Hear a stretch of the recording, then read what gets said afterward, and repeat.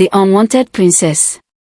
The kingdom of Noberi was a peaceful land, surrounded by green hills, flowing rivers, and golden fields. It was ruled by King Jebori, a wise and kind ruler loved by his people.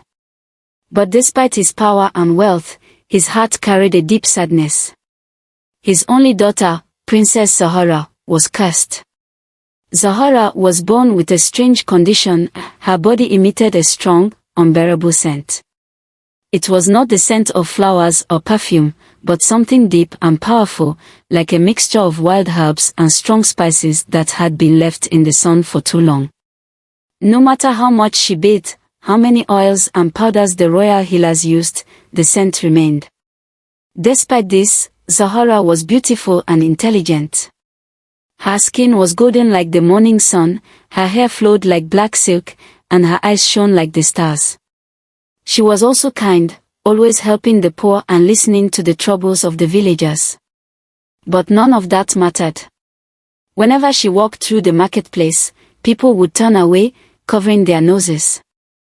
Some whispered behind her back, and some laughed cruelly. Even the bravest warriors and richest merchants refused to come near her. No suitor wanted to marry the princess with the terrible scent. Zahara felt lonely. She dreamed of love, of someone who would see her heart instead of judging her for the curse. But as time passed, she lost hope. A night of celebration and shame. One evening, the kingdom prepared for the Festival of Lights, a grand celebration where the villagers danced, sang, and feasted under the stars. Colorful lanterns hung from trees, filling the air with golden light. The sound of drums and laughter echoed across the land. Zahara watched from her palace window, longing to be part of the joy. For so long, she had hidden behind the palace walls, avoiding the cruel words of the people. But tonight, she wanted to feel normal, even if just for a moment. She wrapped a scarf around her face, hoping it would help mask her scent, and slipped out of the palace, her heart pounding with excitement and fear. She reached the festival and stood at the edge of the dancing crowd, watching the young men and women twirl and laugh, their faces glowing with happiness. Zahara smiled softly. For the first time in a long while, she felt free. But then, a sudden gust of wind blew through the square. The breeze carried her scent across the festival grounds. At first, there was silence. Then, murmurs. Then, laughter. People covered their noses and pointed at her. Some whispered cruel jokes, and others laughed loudly. A group of young girls giggled, mocking her. "Oh no, the cursed princess is here," one boy shouted, holding his nose dramatically. "She's ruining the festival," another woman sneered. Zahara's heart shattered. Tears burned in her eyes as the humiliation crashed over her like a wave. She turned and ran from the festival, past the bright lanterns and joyful music, into the dark, silent forest. A mysterious encounter. Zahara ran until her legs burned and her breath came in gasps. She stopped near a river, sinking to the ground beneath a tall, ancient tree. Hot tears ran down her cheeks. "Why am I cursed?" she whispered to herself. "Why must I be different?" As she sobbed, a sound broke the silence of the forest. A soft, haunting melody floated through the trees, carried by the wind. Zahara's sobs slowed as she listened. The tune was beautiful, like a song from a faraway land. She wiped her eyes and looked around. Under the moonlight, a figure sat on a rock near the river, playing a wooden flute. The stranger was a young man with dark skin, strong arms, and deep brown eyes that seemed to hold the wisdom of the earth itself. He wore simple clothes, a traveler's robe, and a leather strap across his chest, holding a small satchel. Zahara's breath caught in her throat. The man did not look away in disgust. He did not cover his nose. Instead, he smiled and kept playing his flute, as if the scent did not bother him at all. For the first time in her life, someone wasn't afraid to be near her. Who was this mysterious traveler? And why was he not repelled by her curse, the stranger with no fear. Zahara stood frozen beneath the ancient tree, staring at the young man playing the flute. His melody was like a whisper from the wind, soft and calming. The night was quiet except for the gentle flow of the river and the occasional rustling of leaves. She expected him to turn away any second, to wrinkle his nose and live like everyone else. But he didn't. Instead, when he finished his tune, he smiled and looked at her with warm, curious eyes. "Are you lost, my lady?" he asked, his voice deep and soothing. Zahara hesitated. No one ever spoke to her so kindly. She wrapped her arms around herself, suddenly aware of the scent that had driven everyone away. You don't smell it?" she asked cautiously. The traveler chuckled. "I do." Zahara's heart sank, and she turned away, her eyes burning with shame. "But," he added, "why should that matter?" She blinked, confused. No one had ever said that before. Everyone always made her feel like a burden, like something to be avoided. The traveler stood and approached her, stopping a few feet away. "Tell me, princess, why do you fear your own scent?" Zahara turned back to him, surprised. You know who I am?" He nodded. "I have heard of Princess Zahara, the golden rose of Noberi." His voice was full of warmth, without a hint of mockery. "But tell me, why do you let the words of others shape how you see yourself?" Tears welled up in her eyes. "Because they hate me," she whispered. "They laugh at me. No one wants to be near me." The traveler tilted his head, as if considering her words. Then he stepped closer. Zahara instinctively flinched, expecting him to recoil. But he didn't. Instead, he took a deep breath and smiled. "The people of my land believe that scents reveal a person's spirit," he said. "Some people smell sweet but have bitter hearts. Others carry scents that seem strange but are full of hidden wisdom." He looked into her eyes. "Your scent is strong, yes, but it is yours. It is part of your story." Zahara's lips parted in shock. No one had ever spoken of her scent as something more than a curse. A secret friendship begins. "Who are you?" she finally asked. The traveler smiled. "I am Komori, a wanderer, a musician, and a storyteller. I travel from village to village, playing my flute in exchange for food and shelter." "A musician?" Zahara asked, curiosity breaking through her sadness. Komori nodded and tapped the wooden flute in his hand. "Music carries no scent, princess. It speaks a language that all can understand." Zahara looked at him, fascinated. He was unlike anyone she had ever met. He wasn't afraid of her. For the first time in a long while, she smiled. That night, Zahara sat on a rock by the river while Komori played his flute. The notes floated through the night air like fireflies, filling the silence between them. For the first time in years, Zahara felt at peace. Before she left, Komori made her a promise. "Meet me here again tomorrow," he said. "I have many stories to share, and I would like to hear yours." Zahara hesitated. If the king found out, he would be furious.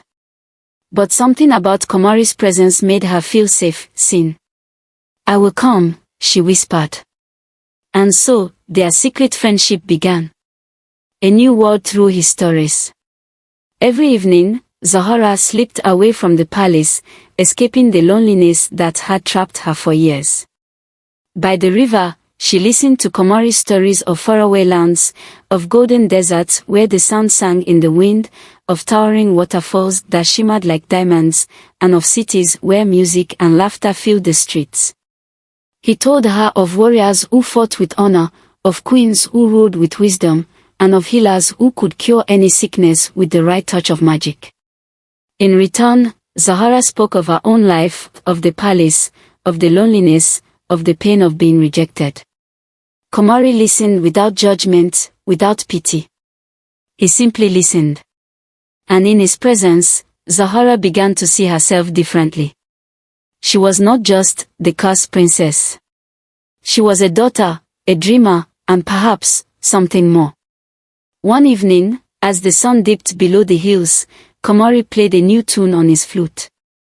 It was soft and strong, full of longing and hope. "What song is that?" Zahara asked. Komori smiled. "A song for a princess who is more powerful than she knows." Zahara's heart swelled. For the first time, she wondered, was her curse truly a curse? Or was there more to her story than she had ever imagined, the curse and the prophecy? The days passed quickly, and Zahara's secret meetings with Komori became the light of her life. She no longer felt like a prisoner in her own body. In Komori's presence, she was not the cursed princess, she was simply Zahara. But beyond the walls of their hidden world by the river, whispers of the princess's scent still spread through the kingdom. One morning, as Zahara walked through the palace halls, she heard two maids gossiping outside the royal kitchen. "She is beautiful, yes," one of them said, "but no man will ever marry her." The other sighed. "It is a shame. A curse like that, how can she ever escape it?" The words stung. No matter how much Komori's words had comforted her, the truth remained, her scent still kept her apart from the world. That night, Zahara couldn't sleep. She needed answers. The palace healer's truth. She made her way to the healer's chambers, deep within the palace walls. The healer, an old woman named Mama Naoka, had served the royal family for generations. When Zahara entered, Mama Naoka was grinding herbs, her silver hair falling around her shoulders. She looked up, her wise eyes narrowing slightly. "You should be asleep, child." Zahara took a deep breath. "I need to know the truth, Mama. Why was I born this way?" The old woman was silent for a long moment. Then she sighed and motioned for Zahara to sit. She pulled out an ancient scroll, its edges yellowed with age. Carefully, she unrolled it across the wooden table. The symbols on it were old, faded, but Zahara could still make out the drawing of a woman kneeling before a great spirit in the shape of a tree. Mama Naoka traced her finger over the image and began to speak. Many years ago, before your great-grandfather's time, a powerful forest spirit protected the land. It gave the royal family prosperity, health, and strong daughters to rule. But one day, your ancestor, Queen Nyandura, angered the spirit. Zahara leaned in, eyes wide. "How?" Mama Naoka sighed. Nyandura was proud. She believed that no spirit should hold power over the royal bloodline. She ordered her soldiers to burn part of the sacred forest to make way for a grand palace. The forest spirit warned her, but she refused to listen. Zahara swallowed. "What happened?" "The spirit cursed her," Mama Naoka said, her voice heavy. From that day forward, every firstborn daughter of the royal family would carry a scent so strong, so impossible to ignore, that no man would desire them. It was the spirit's way of ensuring that the royal bloodline would weaken and fade. A chill ran through Zahara's body. So it was true. This was not just an unfortunate condition, this was an ancient curse. She looked at Mama Naoka with desperate eyes. "Can it be broken?" The old healer hesitated, then slowly nodded. "There is only one way. The sacred flower of the Forbidden Lands." Mama Naoka turned the scroll, revealing another illustration, a glowing blue flower blooming under a full moon on the peak of a mountain. "This is the moon blossom," she explained. "It blooms only once every 100 years in the heart of the Forbidden Lands, atop the Mountain of Echoes. Legend says that if a cursed soul drinks tea made from its petals, they will be cleansed." Zahara's heart pounded. "Where is this mountain?" Mama Naoka frowned. "Far beyond our borders. Through the wild jungles, across rivers filled with beasts, and past the lands where the wind itself speaks." Many who seek the moon blossom never return. A heavy silence filled the room. Zahara clenched her fist. She had to try. I will find it, she whispered. I will break this curse. Mama Naoka sighed. Your father will never allow it. Zahara's heart sank. The king had always been overprotective, keeping her away from anything dangerous. If he knew of this plan, he would lock her in the palace forever. But Zahara refused to accept that. She had one person who would help her. A dangerous decision. The next evening, as the sun set, Zahara hurried to the river. Komari was already there, leaning against a tree, playing a soft melody on his flute. The moment he saw her face, he stopped playing. What is wrong, Zahara? She took a deep breath. I know why I was cursed. She told him everything, the story of Queen Nyandura, the spirit's anger, the prophecy of the moon blossom. When she finished, Komari was silent for a moment. Then, a slow smile spread across his face. A cursed princess and a musician on a quest for a magical flower. He chuckled. It sounds like one of my stories. Zahara's heart pounded. You think it's foolish? Komari shook his head. No. I think it's brave. She looked into his eyes. Will you help me? His answer came without hesitation. Yes. A flood of relief and excitement washed over Zahara. She had never traveled beyond the palace walls before. She had never known what it was like to truly live. Now, with Komari beside her, she was ready to face whatever lay ahead. For the first time in her life, she felt hope journey into the forbidden lands. At the break of dawn, Zahara and Komari slipped out of the kingdom's walls, their footsteps light against the morning mist. The sky was painted in shades of gold and violet, signaling the beginning of their dangerous journey. Zahara had never traveled beyond the palace before. Now, she was stepping into the wild, uncharted lands, where no royal had dared to go. Komari walked beside her, his flute tied securely across his back, his satchel filled with dried fruits, water, and a few small knives for protection. Are you afraid? He asked softly as they crossed the first ridge of hills. Zahara clenched her fist. I am, she admitted. But I'm more afraid of living my whole life as a prisoner to this curse. Komari nodded approvingly. Then let's keep moving. They had a long journey ahead. The challenges of the wild. By midday, the smooth grasslands gave way to dense jungles. The air was thick with the scent of damp earth and blooming flowers. Birds with bright feathers called out from the treetops, and strange insects buzzed in the shadows. Each step was a test. The terrain was rough, filled with tangled roots and hidden holes that threatened to trip them. The heat was relentless, making Zahara's royal robes feel heavy and unbearable. Food was scarce, forcing them to ration what little they had. Komari, used to traveling, moved with ease. But Zahara struggled, unused to such hardships. As they reached the clearing, she collapsed to her knees, panting. I can't, she whispered, her limbs aching. Komari crouched beside her, offering her a water skin.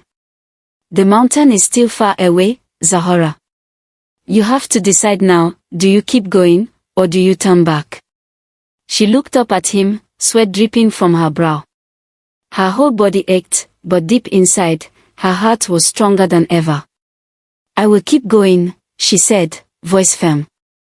Komari grinned. That's the princess I know. They pushed forward.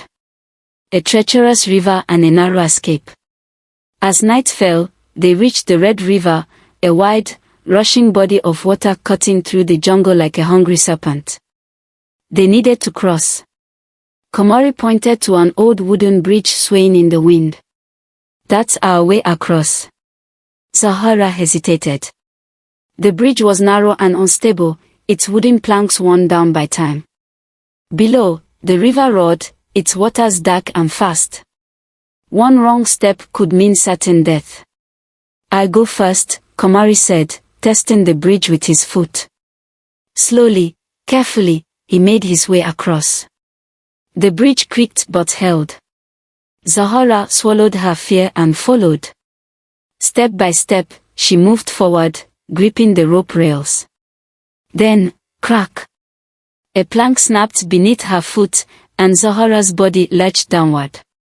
She screamed as she fell, her hands barely catching the broken wooden frame. Her legs dangled over the rushing waters. "Zahara!" Komari shouted, rushing back to grab her wrist. "Hold on." Zahara's arms bent as she tried to pull herself up. The river raged below, ready to swallow her whole. With one final desperate pull, Komari dragged her onto solid ground. They both collapsed, panting. For a long moment, neither spoke. Then Komari chuckled, shaking his head. "Remind me never to cross that bridge again." Despite her terror, Zahara laughed. It was the first time in days that she felt alive. The herbalist warning. After hours of walking, they came upon a small hut built between two massive baobab trees. A soft light flickered inside. Zahara and Komari exchanged a look. Who would be living here, so deep in the wild? Slowly, they approached. An elderly woman with deep wrinkles and silver eyes stepped out of the hut, as if she had been expecting them. Her clothes were made of woven vines, and around her neck hung a pendant in the shape of the moon blossom. "You seek the flower," she said, her voice like wind through dry leaves. Zahara's breath caught in her throat. "You know about it?" The woman nodded. "I am Mama Ebo, the last keeper of the ancient ways. I have seen many travelers come in search of the moon blossom, but none have returned." Zahara's heart pounded. "Why?" Mama Ebo motioned them inside. The hut was small, filled with herbs and glowing jars. Symbols were carved into the wooden walls, some resembling the ones Zahara had seen in Mama Nayoka's scrolls. The old woman sat before them, her gaze piercing. "The moon blossom is not just a flower," she said. "It is a test." Zahara frowned. "A test?" Mama Ebo nodded. "The flower is guarded by the spirit of the winds, an ancient being that judges the hearts of all who seek it." She reached into a woven basket and pulled out a small charm, a stone pendant, shaped like an eye. She pressed it into Zahara's palm. "This will protect you from the spirit's wrath," she said. "But be warned, only one with a pure heart can complete the task. If your intentions are selfish, the spirit will know." Zahara swallowed hard. She had always wanted to be free of the curse, but now, doubt crept into her mind. Was she seeking the flower for the right reasons? Komari watched her carefully. "Are you ready for this, Zahara?"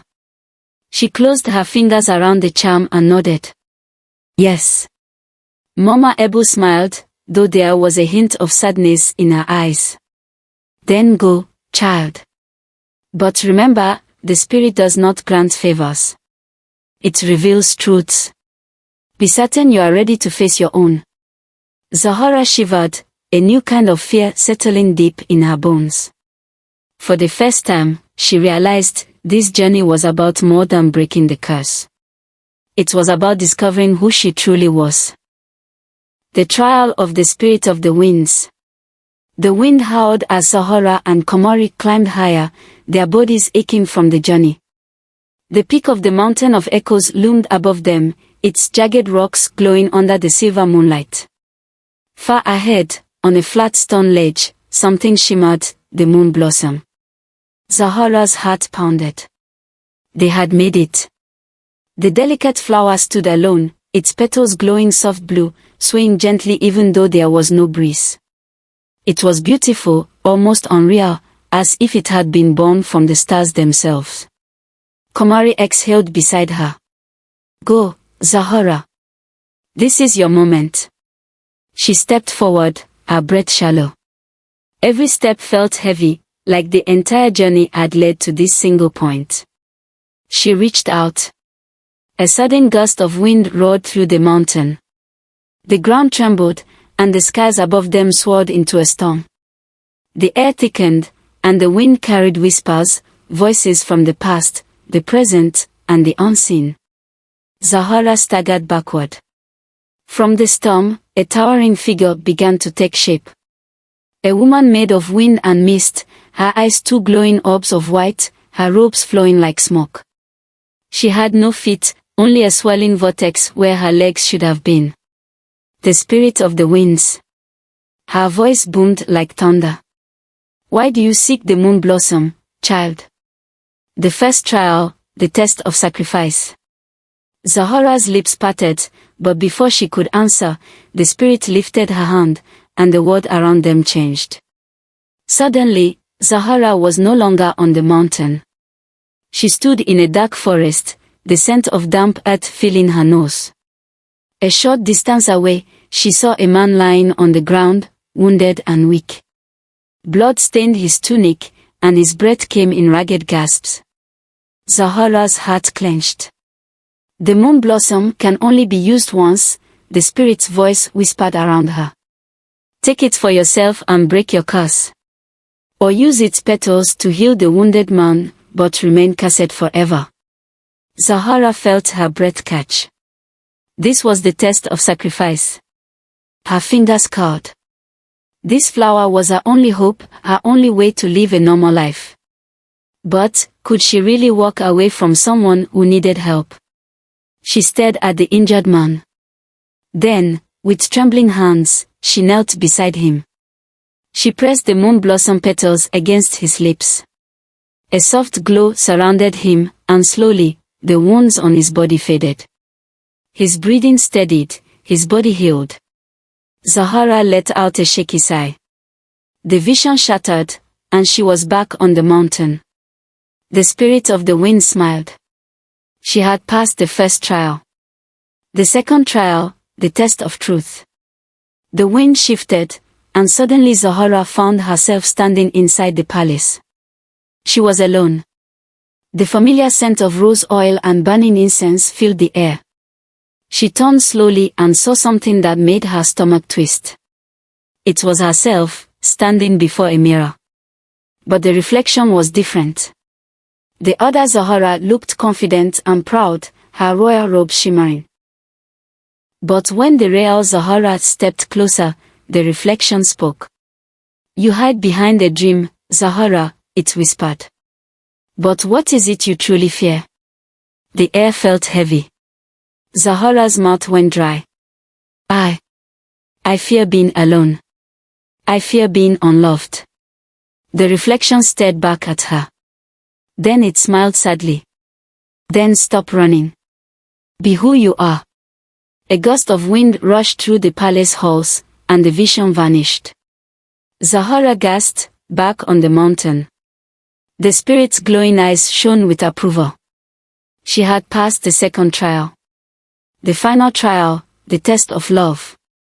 The wind roared once more, and Zahara found herself in the royal throne room. Her father, King Jabari, sat on the grand throne, his expression calm. But this time, Komari stood beside her. Before them, an advisor held out two scrolls. One was a royal decree, declaring Zahara as queen, giving her rule over the kingdom. The other was a simple travel permit, allowing her to live with Komori and never return. Choose, Princess Zahara, the voice of the spirit whispered. Rule your kingdom in glory, or follow love into an uncertain future. Her breath hitched. She had always dreamed of being loved, of being free from the walls of the palace. But to leave everything behind. Her people. Her father. She turned to Komori. His face was unreadable, waiting for her choice. The weight of the world pressed on her shoulders. She took a deep breath. Then, she reached forward and tore the royal decree in half. Komari's eyes widened in shock. I don't need a kingdom, Zahara whispered. I need a life worth living. The scroll vanished into mist, and the throne room dissolved into the mountain air. She stood once more before the spirit of the winds. The moon blossom's gift. The spirit gazed at her for a long moment. Then, she nodded. You have passed the 3 trials. The storm around them calmed.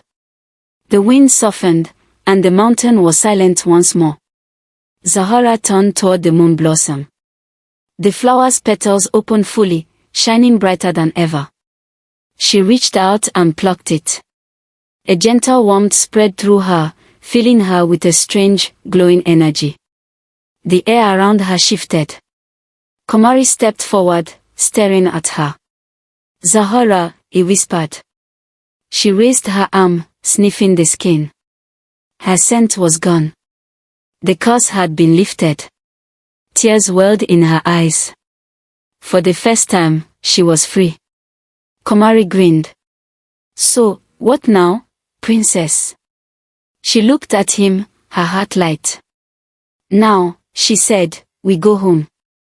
The wind carried her laughter across the mountains, as Zahara and Komari turned toward the rising sun, walking toward a new destiny. The transformation and the betrayal. The moment Zahara drank the essence of the moon blossom, a wave of warmth spread through her veins. It felt as though sunlight itself was flowing through her body, washing away the weight of years spent in loneliness and shame. A soft wind stirred around her, gentle and welcoming. She lifted her arm, hesitating for a moment before bringing it to her nose. Nothing. No scent. No overpowering aroma that had driven people away her entire life. She gasped, blinking in disbelief. Komari, her voice trembled. It's gone. Komari stared at her, a slow, warm smile spreading across his face. You did it, Zahara. The wind around them whispered softly, almost as if the spirit of the winds was offering a final blessing before fading into the night. For the first time in her life, Zahara was free. The triumphant return. Zahara and Komari made their way back to the kingdom of Noberi, their journey lighter now that the hardest part was behind them. But as they neared the village, Zahara felt a strange nervousness creeping in. What would the people say? Would they truly accept her now? She didn't have to wait long for an answer. As soon as they stepped past the gates, the villagers froze. Eyes widened, hands flew to mouths, and whispers rippled through the crowd. Is that Princess Zahara? She looks the same, but something is different. The palace guards, who had always kept a wary distance from her, now stood in stunned silence. One of them took a cautious step forward. My princess, forgive me, but, he hesitated before whispering in awe. You no longer carry the scent. The words were like magic. A ripple of excitement spread through the crowd. Murmurs turned to gasps, gasps turned to cheers. She is cured. She has been reborn. The curse is broken. Suddenly, the same people who had once turned away from her now stepped forward eagerly, reaching out to touch the hem of her robes, to see if she was real. Zahara stood frozen in shock, overwhelmed by the attention. For years, she had been shunned and avoided. Now, they adored her. The feeling was intoxicating. A change in Zahara. News of Zahara's transformation spread like wildfire, reaching the ears of noblemen and princes across the land. Within days, royal carriages arrived at the palace, bearing gifts of gold, silk, and rare jewels. Men who had once mocked her from a distance now stood before her, eager to win her favor. Princess Zahara, your beauty is unmatched. I would be honored to take your hand in marriage. I have brought you the finest pearls from the southern isles. No woman in Noberi is more deserving of such treasures. You belong in a grand palace, not in this small kingdom. Let me take you to the capital, where you will be worshipped as a queen. Zahara soaked in every word. The admiration. The longing gazes. The power that came with it. For the first time, she was wanted not out of pity, but out of desire. The pain of the past began to fade. The whispers, the rejection, the loneliness, all replaced by the intoxicating thrill of attention. And slowly, she began to forget. She forgot the feeling of dancing freely in the moonlight by the river. She forgot the warmth of Komari's presence as he told her stories of faraway lands. She forgot the moment she had chosen love over power. She forgot who she had been. Komari's heartbreak. Komari watched the change in Zahara with a quiet sadness. At first, he had been proud. She had won her freedom, and the people finally saw her as he always had, radiant, strong, full of life. But now, she was slipping away. Day after day, she spent less time with him, choosing instead to entertain suitors draped in gold and luxury. Whenever he spoke to her, she was distracted, her eyes filled with something new, ambition. One evening, Komari found her in the palace gardens, dressed in royal silks, a diamond necklace resting on her collarbone. "Zahara," he said softly, "have you forgotten?" She turned to him, raising an eyebrow. "Forgotten what?" "Our journey. The trials you faced. The moment you told me you didn't need a kingdom to be happy." She hesitated. For a second, something flickered in her gaze, a memory, a whisper of the girl she had been. But then, she lifted her chin.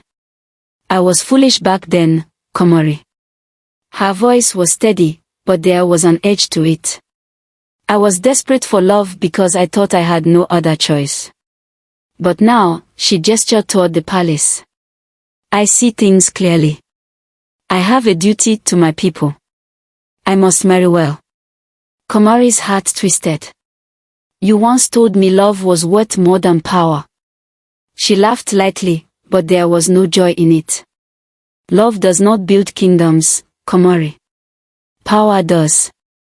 He stared at her, searching for the girl he had known. The girl who had danced barefoot under the stars, the girl who had risked everything for a chance to be free. But she was gone. Or perhaps, buried beneath the weight of a throne she had never wanted. A decision that changes everything. That night, Zahara made her choice. She would marry a prince. Not for love, but for security. For status. For the power she had been denied her whole life. And Komari. He would become nothing more than a story, a traveler who had once shared her path but did not belong in her future. As she prepared for the grand royal engagement announcement, she whispered to herself, convincing her own heart. "This is the right choice. This is the life I was meant for." But deep down, something in her chest ached. A whisper of doubt. A memory of laughter by the river. A shadow of the love she had thrown away. A lesson in true beauty. The grand palace courtyard was alive with music and laughter. The scent of fresh jasmine filled the air, and golden lanterns hung from every tree, casting a warm glow over the royal engagement ceremony. Zahara stood at the center of it all, draped in a gown of deep crimson and gold, her head held high. The prince she was to marry stood beside her, tall and noble, his fine silk robe shimmering under the evening light. Around them, noblemen, merchants, and villagers alike gathered to witness the union of their newly admired princess. Yet, despite the smiling faces and cheers, Zahara's heart was empty. She should have been happy. This was what she had wanted, wasn't it? Then why did she feel so hollow? Komari's departure. Far beyond the palace gates, Komari stood at the edge of the village, his satchel slung over his shoulder. The stars were beginning to appear in the sky, but he barely noticed them. His heart was heavy. Zahara had made her choice. She had chosen power, wealth, and status. And he? He was just a wandering musician, a nobody in the eyes of a princess.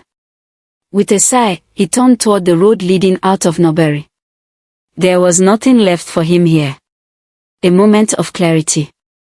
Back at the palace, Zohora's hands trembled as she prepared to place the ceremonial ring on her suitor's finger. The prince smiled at her, his expression full of pride and victory. He had won the hand of the most sought-after woman in the land. The villagers watched in eager anticipation. Then, Zohora's breath caught. Her eyes flickered across the crowd, searching. But Komari was not there. Her chest tightened. A flood of memories rushed through her mind. Small blue diamond Komari's laughed up by the river. Small blue diamond, the way he had looked at her, not for her beauty, but for her soul. Small blue diamond, his words when she had doubted herself, "Your heart is stronger than you know." And suddenly, it all became clear. She had spent so long chasing the approval of people who had never truly loved her, and in doing so, she had pushed away the one person who did. She couldn't do this. She wouldn't do this. With a sharp gasp, Zohora tore the ring from her hand. A stunned silence fell over the courtyard. She turned to face the prince, her heart pounding. I cannot do this." The prince's smile faded. "What?" Zohora took a step back, her voice growing stronger. "I do not love you. And I will not marry a man who only wants me now that I am free of my curse." A ripple of shocked whispers swept through the crowd. The prince's face darkened.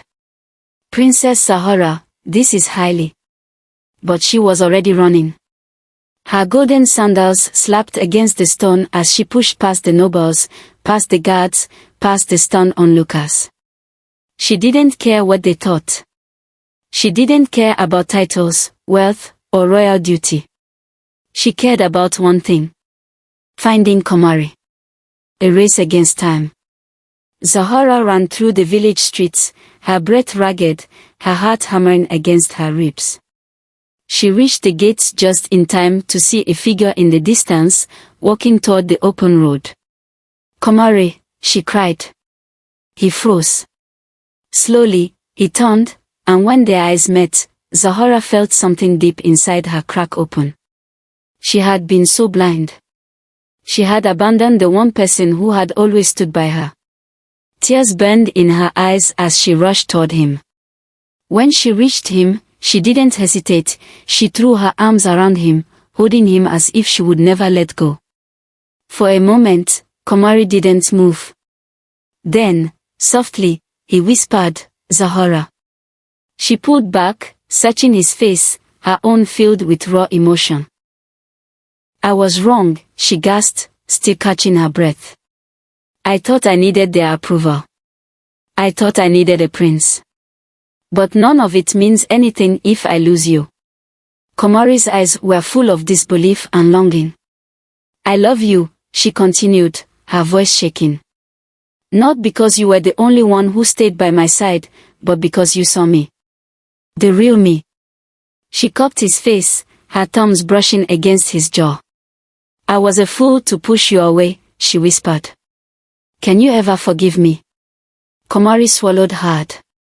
Then, slowly, a smile broke across his face. "You always did take the long road to realizing things, princess," he murmured. Zohora let out a soft, breathless laugh. Then, he kissed her. A new kind of love story. The villagers had followed Zohora to the gates, watching in silence. When they saw the princess, who had once been so unreachable, choosing a simple musician over a prince, something changed in their eyes. They had spent years judging her for her curse. They had ignored her suffering, ridiculed her pain. Yet here she stood, not as a princess desperate for status, but as a woman who had chosen love over power. Slowly, a cheer erupted. One by one, the people began clapping and celebrating, for this was not just a victory for Zohora, this was a lesson for them all. True beauty was not in the face, nor in wealth, nor in titles. True beauty was in the heart. A father's blessing. Back at the palace, King Jebari watched it all unfold from the grand balcony. His daughter had been born into hardship, had suffered years of isolation and cruelty, and yet, here she was, choosing her own fate. He turned to his advisors, his voice firm. "Send word to the people," he declared. "Princess Zahara is free to marry whom she chooses. And I, as her father, will give them my blessing. Happily ever after." That night, the kingdom celebrated. Not because a nobleman had claimed a throne. Not because a princess had secured power. But because a woman had found her happiness. Zahara and Komori danced beneath the stars, the rhythm of his flute filling the air. And for the first time in her life, Zahara was not afraid of being seen. For she had finally understood. She had been beautiful all along. The end.